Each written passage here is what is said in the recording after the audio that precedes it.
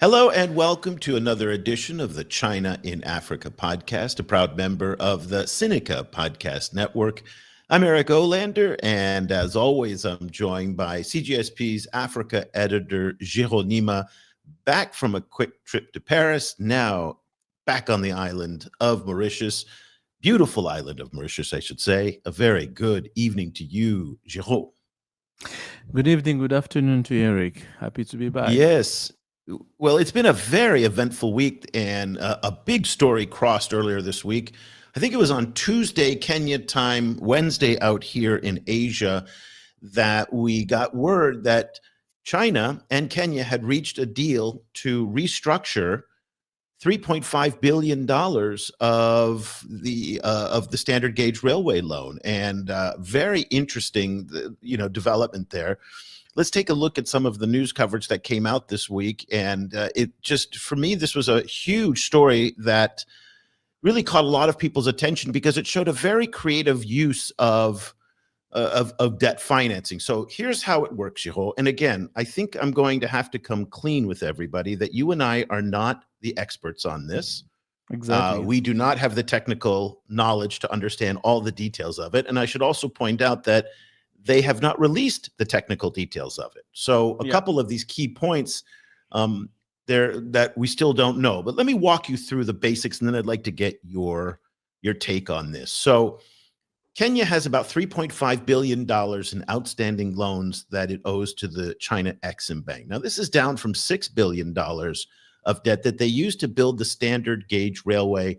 Remember, this is the railway that goes from the port of Mombasa to Nairobi and then out to the Rift Valley in Naivasha. And so the Kenyans have done a very good job up until now in servicing this debt, in repaying the loans, but they had been pleading for years for the Chinese to lower the interest rate, to extend the repayment terms. And the Chinese justifiably said, wait, why should we take the cut on this and make a concession when Kenya's other borrowers, namely domestic borrowers, Eurobond, other bilateral creditors, they're not taking any cut on this. So Kenya's other creditors, I should say, they're the ones who should take a cut first before the Chinese do. That was the Chinese thinking on this. So, Géraud, they came up with this very creative plan that was announced this week that they're going to convert the loan, what's left of it, from dollars into RMB. Now, this is what a lot of people are saying is a win-win-win scenario. So it's a win for the Kenyans because they're going to shave $215 million off the debt servicing costs because the RMB loan is apparently going to be at a lower interest rate than the dollar rate. So that's one point. It's a win for the China Exim Bank because they're getting their full principal back. So the reduction in repayments is coming from the interest, not from the principal. And it's a win for the Chinese government because they have been looking to internationalize the RMB more and more, to use it as a trade settlement currency, to use it as a way to facilitate, as we're seeing here, debt restructurings and whatnot. So this is all around a win-win-win. Let's get your take on this story because it's a story that we've been following for years, going back even a decade. Another iteration in this fascinating chapter about Kenya, the SGR, and the debt. What do you think about what happened this week? As you said from the beginning, we are not financial expert on the topic, and I was really reading it from an analytical perspective and really trying to understand all the dynamic that is taking place in Kenya. We read the story and we see how Kenyans are really happy about how things are unfolding and how the situation is going to improve for them drastically. They're talking about a $215 million savings per year into repaying the loans. No, $215 million total, not per year. Total. Okay. Yeah, total. That's right. It's not per year. Okay, that's good. To pay back China, which is a good news because when we do know how much China at some point in time was even mentioned during the financial crisis, the finance bill crisis that happened 2 years ago, in 1 year and a half ago in Nairobi. And having those kind of moves taking place, it's really good news politically for Kenya to show that we are working to find the way to to make more money, to save money, to be able to attend other services in for Kenyan peoples. I was quite when you made the post, you even made a post on that on TikTok, and I saw the comment. It's one of our videos on TikTok that really attracted a lot of attention. For those people who don't know, we have a TikTok channels and we post those kind of videos on TikTok as well. So people commented on that. You have a lot of Kenyans skeptical saying where those 215 millions are going to go. We don't think that it's going to go to the Kenyan economy. But that's beside the point. The point is, when you read the story, you realize that Kenya's really trying its best to negotiate a better deal with China, to kind of reschedule and to renegotiate its loan in a way that it's still open to be receiving more loans from China for other projects. We know that Kenya has been trying to find ways to get financing from China to extend that famous SGR, but still haven't find any kind of any interest that China is showing into that project. So when I read the news, like, this is a good news for Kenya. It's also somehow good news for China. But I remained with a lot of questions in my mind, like how Kenya is going to find the renminbi to pay back the loans and how it's going to work and all of that, all this complexity, because I was really hoping that the Kenyan treasurer is going to provide much more details, this what's happened, what's going to do, how they're going to approach that. But I kind of left like, no much detail has been provided to that. So we're going to have to see how things are going to unfold. But it was a really interesting, very interesting move, because I think it's the first one that we see happening on the continent. Well, you've touched on a couple of things that I want to walk everybody through here. For those watching the video, here is the map of the SGR. And what you can see is it starts at the port of Mombasa, goes to Naivasha in the Rift Valley. And then the plan of what Géraud talked about is that they want to extend it. Now, this is called phase 3 of the SGR plan. And it has been something for almost 10 years that the Chinese have said, nope, we're not interested in funding that. They just do not believe that it is economically viable to build a railway from Naivasha to the Ugandan border in the city of Malaba. That has been something that Uhuru Kenyatta, the president before William Ruto, he went to Beijing multiple times asking for financing for phase 3. The Chinese said, nope, hard pass. Then Ruto went back, said, we want phase 3. No, hard pass. Then they went back last year, and we had a deal announced earlier this year, which we were all excited about at the time. Remember this? Géraud, this was a deal that basically said they're going to, instead of take on straight loans, as they've done in the past, they're going to do this as a public-private partnership. Now, this is going to be, let me just refresh myself of the terms. I remember you did quite a bit of this. It's going to be a Chinese consortium that will provide 40% of the funding of $5.3 billion for this railway. This is a 475-kilometer extension from Naivasha to Malaba, as you can see on the map there where Malaba is. 30% of the money, and this is what's so critical to what happened this week, 30% of the funding is expected to come from the China Exim Bank. So this is the delicate dance, Géraud, that Kenyans have had to do. They can't go to the Chinese and say, we need to restructure because we're in debt distress, because then they're going to say, well, if you're in debt distress, we're not going to loan you the extra 30% for the extension. Exactly. So they had to kind of say, we need some help, but not too much help, right? That's it. Now, I remember at the time of the announcement for this extension, for this deal, this big PPP deal, $5.3 billion. Consortium of Chinese private enterprises, the Kenyan government was going to come up with a big chunk.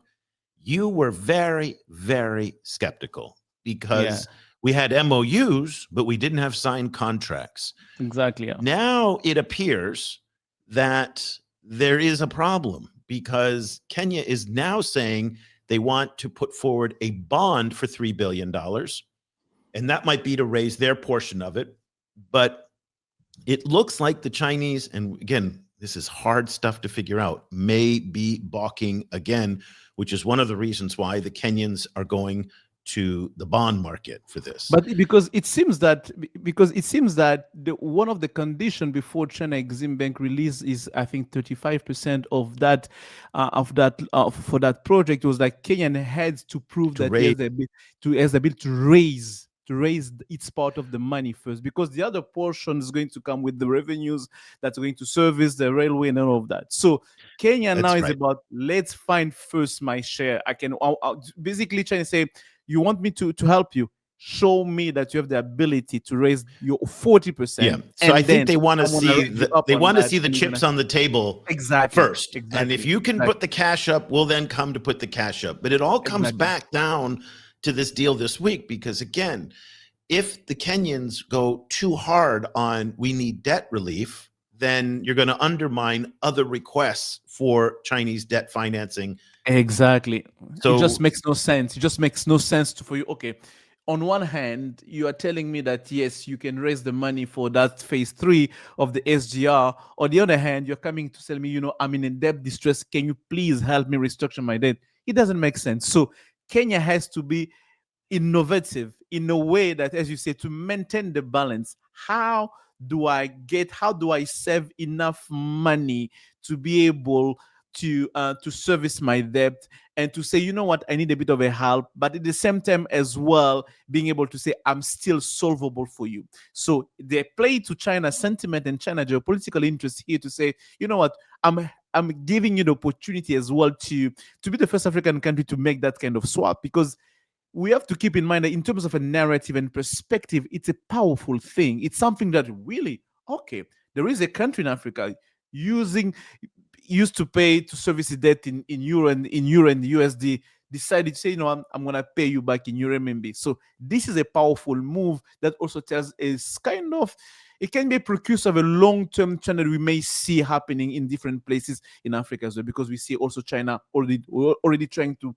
move its chips on the UN market on Africa.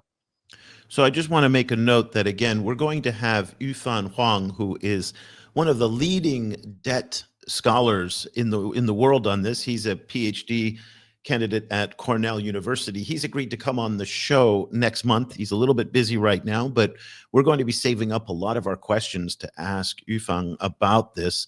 And specifically this question that you raised earlier, Géraud, about, well, if they're going to do a swap for renminbi, where are they going to get their renminbi from? Exactly. I mean, that's just a technical question that I don't understand and you don't understand. We're not Yeah. finance people who understand how this works. Presumably, the Kenyan government doesn't have a huge stash of renminbi piled up Exactly. in the treasury. So, Yeah. so making that switch is going to be very interesting for someone like Yufan to help us understand And let me put out what it is. let me also people put out some questions here before Yufan joins us. Maybe we're gonna have some of the listeners who are listening to us that can give us some pointers before the conversation, so we can have a much more even interesting conversation with Yufan. Is the fact that here, as you mentioned, Kenya doesn't have a lot of stash of renminbi just waiting around to be able to pay back. You have that option.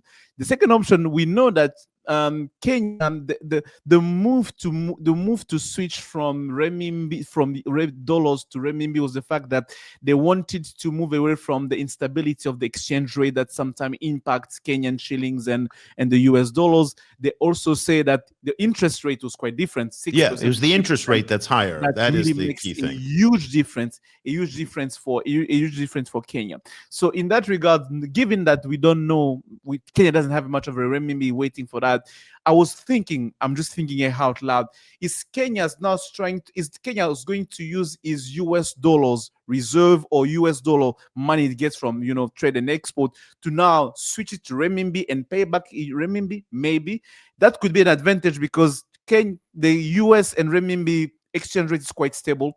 China tends to maintain that a bit stable, so it may be an advantage. So I'm just speculating here. So our listeners, if you have an idea how that mechanism can work, we'd be happy to hear your thought about on that as well. Yeah, Kenya's foreign exchange reserves, as I'm looking now, are under a little bit of pressure, and that's not surprising. Let me go ahead and put this up so everybody can see what we're talking about here. And so I imagine that Kenya, like a lot of countries, these are the forex reserves that through April are under pressure, in part because the dollar is fluctuating quite a bit given U.S. policy. At the same time, the Kenyans spend an enormous amount of money on imports, particularly from China. So the Kenyans import more than $4 billion of goods from China, but export only about $300 million back. that means a lot of those goods, if not all of those goods, have to be paid for in hard currency. Yeah. So a lot of dollars leave Kenya. And so by doing a deal like this, it does reduce some of the outbound pressure. The Kenyans repay about $1 billion a year. And for the past couple of years, they've been doing this quite a bit in debt servicing to the Chinese. They had on these loans a holiday, a debt-free window that closed. And so when the repayments kicked in, boy, they really kicked in quite hard. So this is going to provide some real relief. The other issue that comes up is, will it provide a precedent now for not only other African countries, but other global South countries that have debt? Now, this is very interesting, Géraud, because just this week alone, a day after all this happened in Kenya, Indonesia went into talks to restructure its railway debt with the Chinese. The railways. And I was on they have $7.3 billion of debt. Now, they have a joint venture that runs the railway, and they want to restructure and reform that joint venture, but they do want to have lower interest rates, and they want to bring down the cost of that debt servicing. Again, they are very much in the same situation as Kenya, where they are not a country in debt distress. Indonesia's debt to GDP ratio is about 40%, which is not bad. Certainly by the measure of the US and a lot of European countries, it's really good. I mean, you were just in France. They have a $3.5 trillion debt right now. So, when the West starts lecturing African countries on debt, I think you can start to show a mirror back up to them. Yeah. But anyway, so I was talking to our folks in Jakarta today, and I asked Edwin, who's our Jakarta correspondent, to call around and see, are they paying attention to what's going on in Kenya with this debt swap that they've done from dollars to RMB? The response he got back was no, that people aren't familiar with it. And this goes to where it's a shame that people across the global South aren't paying more attention to what's happening, because I think there could be some real benefits that help people come out of this. But just interesting timing that we have two big railway debt stories that come out in the same week. And you say they're not paying attention. For me, it's even sadder because they're not paying attention to what China does in other parts of the global South. And we've been talking about that, the South-South learning experience of China engagement in the global South. You'd expect that people will be like, okay, how China is restructuring debt elsewhere, how China is having conversation about debt restructuring in Zambia, in Kenya, elsewhere in the global South, in Africa, in Latin America. But you see that when you hear that, you're like, how come they're not paying attention to that? Because basically that can be a blueprint on how China engaged elsewhere. And you remember when we were talking about the Zambia case, about how China was dealing with that, we had the conversation where China did not want to create a precedent in Zambia that could be used elsewhere, where China had a much more larger, broader perspective and views of the situation of all its portfolio around the global South. It treats case by case. I don't want this case to be taken an example. You're surprised, and as you mentioned, in the case of Indonesia, you have countries in the global South which don't do the same things. Like, okay, what China does elsewhere, what can we use as a precedent? How can be the approach for us to who are the same in the same position? What can we do to have similar deals, or deals that can allow us to save money for something else? That was basically, for me, quite sad when I see things like that. I mean, and you see this in Africa quite a bit, where one African country isn't studying the patterns of another African country on things like these debt deals and other things. So it's not even a global South issue, it's an Africa issue. Now, when we think about other Chinese debt in Africa, I had a little brief exchange with Yufan Huang, and one of the things that he pointed out was this is not going to be a one-size-fits-all across all Chinese borrowers or African borrowers of Chinese debt in Africa, because quite a few countries have concessional loans from the Chinese that are already at 2 to 2.5%. And so Yufan rightly pointed out that you're not going to reprofile those simply because, well, they're already very low interest rate. Also, remember that a lot of African countries and a lot of global South countries have a mix of Chinese commercial loans and Chinese concessional loans. Exactly. Not all of them are going to be eligible for this type of treatment. So it's really going to be on a case-by-case basis. And even within a single country like Angola that has a mix of loans, you're going to probably see different not all treatments the of that. loans are going to be treated the same. Not all are going to be treated the same. We're only talking about the SGR loans. We're not talking about the Nairobi Expressway, for instance. We're not talking about the Nairobi Expressway is a PPP. So in that Exactly, sense, that was China Road and Bridge Corporation. So there was no loans there. So, yeah.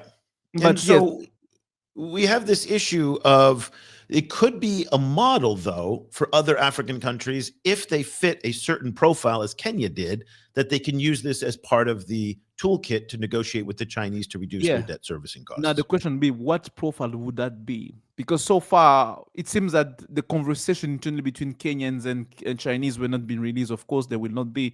But what profile would that be for other African countries to be able to learn? Which profile? What is there? What consideration? What criteria China has put on the table to consider that as an option? And this is the part for me. Sometimes it's really sad because now Chinese are not speaking that much. We don't have much of information or details like what were the criteria they put on the table to be able to learn from that. I hope that with WIFAN we can have much more light to understand what maybe would have been China's approach criteria to be able to say, based on X, Y, Z factors, we agreed to reprofile this loan, and maybe from there, our other African countries can say, maybe if we meet those criteria, we can also win. We can also be part of those kind of conversation with China. And I just want to remind everybody on the proportions that we're talking about, because I think a lot of people make the mistake in thinking that China is the largest creditor to Africa, which is not true, or they think that China is the largest creditor to Kenya. Also not true. So let's take a look. I mean, and I had a graph and I can't find it right now, but I'll try and put it. If I find it, I'll put it in the show notes that shows Kenya's borrowing. Kenya borrows more than 50% from its own people. So domestic borrowing accounts for about 50%. Chinese debt, now that it's down to 3.5 billion, it's probably somewhere in the 5 to 6% of the total debt that Kenya owes. Yeah. And this is why the debt trap arguments were specious in Kenya specifically, simply because at the height, they were at maybe 6 to 7% of the total debt portfolio. And they borrow significantly more from multilateral development banks and from their own people, IMF. And then let's not forget the Euro bonds. They have quite a bit of bond holdings as well. So the Chinese were always a relatively small. Now, what was highly distorting in the narratives, and this was oftentimes what we heard from a number of publications, and in fact, I had a rather tense exchange with a New York Times correspondent in Beijing who framed it that China accounts for 70% of Kenya's bilateral lending or bilateral borrowing. And I said that is a highly misleading statistic simply because Kenya actually does not borrow that much bilaterally. Kenya borrows domestically and from multilateral development banks and from Eurobonds. China's bilateral credit to Kenya is actually the exception. And if you look at the next 2 or 3 bilateral creditors to Kenya, it's Japan, France, and I think Germany, all very, very, very small. So when they say that 70% figure, it's very misleading. And again, I think they intentionally chose that number because it is a more daunting number. But if you took the 6% number, and now even lower, probably the 5% number, then it's not as intimidating. Let me just quickly figure out what Kenya's total public debt is. And this is the debate and the narrative of China's debt into Africa. The measurement, the criteria the measurement criteria they use when they talk about China's debt in Africa. We've seen that for the last 4 or 5 years. Most of the time, if not all the time, they always use the bilateral measurement to determine how China is big. That's right. When they talk about, Africa debt, but say, no, you have to put that in a context of like the public debt of those countries and what the bilateral debt represent in the larger larger basket of that country's debt. And when you put it in that context, the numbers drastically drop. You go from like the 70% here, 50%. You go from like China is the largest, credit of African debt. And when you put that in the context, like, oh, actually, it's not that the case. And this is the part. I believe that it's intentionally misleading. That's why they I use think those they I that think measurement they're kind of playing like, with yes. it. Yeah, Yeah. I think it's intentional. So let me give you the numbers. As of June 2025, according to Finance Cabinet Secretary John Mbadi, who is in the Treasury, Kenya's debt now is at $91.4 billion. That's pretty significant. That's gone up quite a bit. 68% of GDP. So we're past that 50% threshold that the IMF thinks is not great. And China accounts for $3.5 billion. So $3.5 billion right now out of 91.4 billion comes to 3.8%. I mean, that's what we're talking about. Exactly. I mean, and so you Exactly. yeah, I mean, I got exasperated, and it was interesting, Joe. So I posted on LinkedIn a video and a commentary on this, saying how frustrated I was with the debt trap narrative, because here we have yet again another example of the Chinese negotiating a debt restructuring or a debt settlement or a debt reprofiling, whatever you want to call it. And that runs completely counter to what we've heard the Chinese will do in the event that countries struggle to repay the debts. When we've heard from so many, and it continues to be so durable, as you and I both know, there's no evidence whatsoever to back it up. What was interesting is that after that, I got a bunch of email from people accusing me of being a CCP apologist, accusing me. That's expected. That was and expected. I When I knew read it that, was like, coming. yeah, And I was like, they're I coming for even him. said it I in said, my they're coming video. I for said, him. I know this is going to trigger people, which is why in my LinkedIn post, I put the direct links to China Africa Research Initiative, Johns Hopkins University, Boston University, Chatham House, and the Harvard Business School. All of those are among the research institutes that have debunked the debt trap narrative. And yet still with all of that, I still got accused of being To a the CCP word, apologist. to the words of our managing editor, Cobus Van Staden, who says that today, at this point in time, with the amount of information that we do have about China debt in the global south, if someone's today is still using the debt trap narrative, it's just that someone is engaging in intentional and active disinformation. That's not right. even a mistake, because you just need it's a one click. You go on Google, you type debt It's the trap first narrative. page of Google. It's, I mean, it's really, it's the first page. first result. It's among the, I mean, at this point in time today, someone using that line of like, no, you are just, you're either just, if you're a journalist, if you're an analyst, you're just lazy. If you're a politician, you are literally and actively and willingly engaging in disinformation. That's it. Simple as that. Because at this point in time, we cannot be using that. You cannot be talking about like that. And this is the part that just gets frustrating, because when people like us come and do our job to now try to bring the nuance of this conversation, to bring the facts on the table, we feel so unease at some point, because you feel like, am I sounding too pro-Chinese? Am I sounding, I don't know, because I have the feeling that, am I crazy to say that that's not the case? And this is the problem that we do have in this kind of conversation. But it's funny because, and I also got called an incel, which I think is funny too. So at least they have some creativity, my critics. It's just funny that people were triggered so much by this, because I think they have a lot invested in the narrative. Yes. I think for some reason, this narrative really just resonates very deeply. And again, the reason why we take offense at the narrative is not to defend the Chinese, because the Chinese are more than capable of defending themselves. Let them go and do that. Actually, they suck at it, but that's not our problem. The issue for us is that, again, it's just not fact-based. There's just no evidence of it. And I even put in my LinkedIn story the most definitive piece of research that also came out of Johns Hopkins on the port of Hambantota in Sri Lanka that demonstrated from two well-known Sri Lankan analysts that the issue was Eurobond debt, not actually the China Exim Bank loans. Irony of all ironies. And things of what people don't get, allow me to add on that, where people like us, we don't feel comfortable because it's not fact-based. Because once a narrative is not fact-based, once a diagnosis is not fact-based, the solution will not be fact-based. At the end, it won't help anybody. It doesn't help us.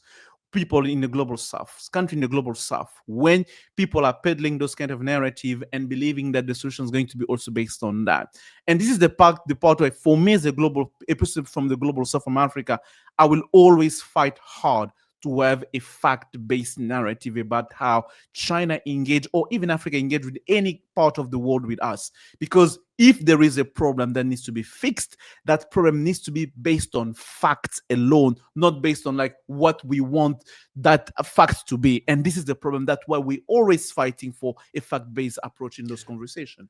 Yeah, and that's the point, that when you and I have a chance to speak with US and European stakeholders, many of whose bosses often traffic in this, the point that I make in these discussions with them is saying it ultimately undermines your bosses and your governments, because Exactly. when they are saying this, and you in Mauritius or the Congo or in any, pick your country, okay, and Benin, you're Togo, saying, Congo, Brazzaville, yeah. yeah, pick any country in the global south, where, and the funny thing is that there's a certain paternalistic argument coming from the Western countries in India who are saying this, saying, Géraud, you dumbass African, don't you know what the Chinese are doing? Are doing We're telling you what they're doing, and you can't see it, but we know, and we can tell you what they're doing. There is a little bit of that undertone that comes into that the debt trap is there ostensibly to, when they talk about it, to protect you, Géraud. Yeah. Okay. Yeah. And what ends up happening is that very smart people like yourself and others look around and going, is there a debt trap in your country? No. Is there a debt trap? And I remember when Joe Biden last year, in fact, just before he left office, had a group of Latin American leaders around the table. Yeah. And in his prepared remarks, so this was in a speech, this was not off the cuff, referenced the Chinese debt trap. And I thought, how humiliating is, because none of the people at that table, none of the heads of state at that table have a debt trap issue with the Exactly. Chinese. And Okay? none of That's why I say it undermines the US and the Europeans and others. And in certain, well, the Indians, we don't hear it from Indian leaders, we hear it from Indian media. But all those leaders, something in terms of undermining, all those leaders on those table, they know that the debt issues, you are much more responsible than the Chinese. They say it's your markets, it's your private bond holders, it's your funds, your capitals funds coming. It's more, you have more problem with you than with them. Just by, I don't know, by being diplomatically correct or polite, they don't say it they don't say it out loud. But on those tables, when they hear, say, okay, we understand that you don't care much about our financial situation. You care much about how our financial situation can be used as a geopolitical narrative for you to advance your narrative on the continent against your other partners, against your other rival on the in Africa. Okay, very quickly before we go, I didn't tell you in advance that we were going to do this story, but I do want to get your take on it. China has overtaken France as Cameroon's second largest export market. And this is a story that broke this week, and I thought it'd be interesting to get your take on it.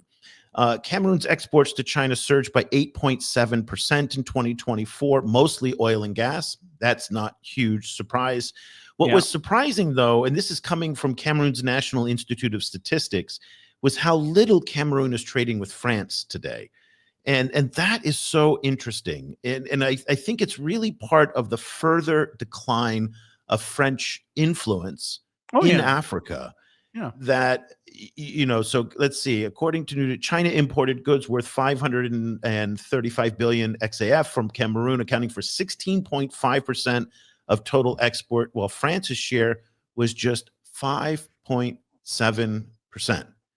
That's very interesting. And it really reflects this broader trend in Francophone Africa, where the French are very much in retreat across all fronts. Now, economically, we saw them militarily purged from the Sahel. What's your take on a story like this? It's not really surprising when I see something like this happen in Africa. It's part of the larger trend that we've seen over the years, where China is basically taking over, being the main trading partners of import and export for many African countries. In the case of France, it was a long time coming. When in the case of Cameroon, when you see how much Chinese companies have been present there, the Chinese businessmen have been present in Cameroon. For me, I'm not really surprised at all. It's like part of that larger trend. My only not concern, but my only question is like, the quality of the export. We are talking about raw materials, and this is for me the Extractives. bigger problem. Yeah, we're still talking Yep. about that. And that's for me, this is where, whether that being France or any other countries, we need to find a way to work out in a way that we do more than that. It's time for us to move away from, the natural resources, the raw material kind of trading, to move much higher up in the value chain of those trade relationship with China. And okay, I hope you didn't see the story. Can you guess who Cameroon's largest trading partner is?